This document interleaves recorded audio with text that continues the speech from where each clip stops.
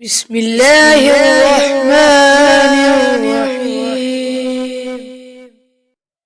اسلامی سچے واقعات، احادیث نبوی، دینی اور دنیاوی اہم مسائل کا حل۔ اگر آپ چاہتے ہیں تو اس چینل کو سبسکرائب کریں۔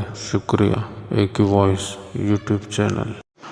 حضرت یوسف علیہ السلام سے بوڑھی عورت کی محبت۔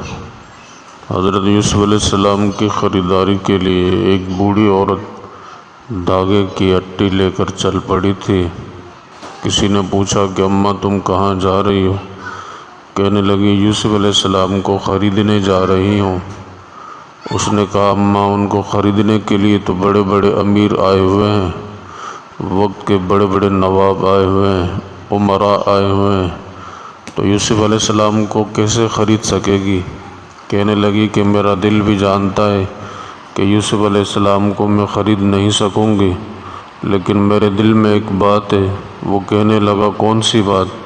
کل قیامت کے دن جب اللہ رب العزت کہیں گے کہ میرے یوسف کو خریدنے والے کہاں ہیں، تو میں بھی یوسف علیہ السلام کے خریدوں میں شامل ہو سکوں گی۔